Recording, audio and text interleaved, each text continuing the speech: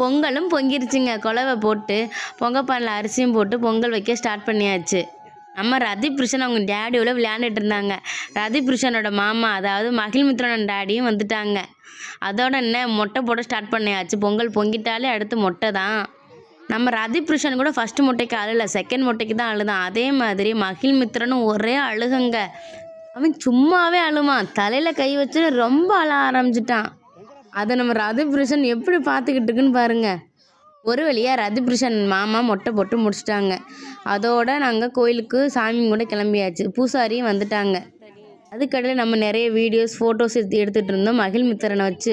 ஆனால் அவன் தாங்க எதுக்குமே ஒத்துழைக்கலை. ஒன்று கீழே பார்த்துட்டு இருக்கான், இல்லைன்னா அழுகிறான். மாதேஷ் மச்சான் என்ன தான் பண்ணாலும் கேட்கலையே, அழுதே திருவின்னு அழுதுகிட்டு தான் இருக்கான் இந்த மொட்டை மகிழ்மித்திரன். அதோட சாமி அலங்காரம் பண்ணி பூஜை பண்ணி சாமி கும்பிட்டாச்சு. அதோட சாப்பாடு நாங்கள் வீட்டிலேருந்தே அரேஞ்ச் பண்ணி கொண்டு வந்திருந்தோம்.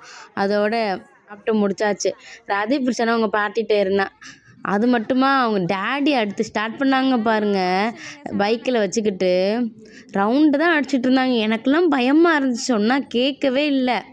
அவனும் அழாமல் அவங்க டேடியோட என்ஜாய் பண்ணிகிட்ருக்காங்க. நான் கத்துன்னு கத்துறேன், அவனுக்கு கொடுங்க கொடுங்கன்னு கேட்கவே இல்லை. ஒரு கையில் பைக் ஓட்டிட்டு அவனை ஒரு கையில் வச்சுக்கிட்டு கோவிலே ரவுண்ட் அடிச்சிட்டு இருந்தாங்க. ரதிபுருஷனுக்கு அது பிடிச்சிருந்துச்சு. அவங்க ஜாலியாக இருந்தாங்க. அதோட நானும் சரி அவங்க டேடி கண்ட்ரோலான இருக்கான்னு சொல்லி விட்டுட்டேன். ஆனால் உள்ளுக்குள்ளே செம பயங்க. அதோட எல்லோரும் கிளம்பியாச்சு. ஆட்டோவுக்கு வெயிட் பண்ணிக்கிட்டு இருந்தோம். அதுக்கடையில் ஒரு மழை வேறு பெஞ்சிருச்சுங்க. சாமி கும்பிட்ட அடுத்த செகண்டு ரதிபுருஷனை அவங்க அத்தை பின்னாடி வச்சுட்டு இருந்தாங்க. அப்புறம் கடைசியாக முன்னாடி தூக்கியாச்சு. அதோட கிளம்பியாச்சு. பாய்.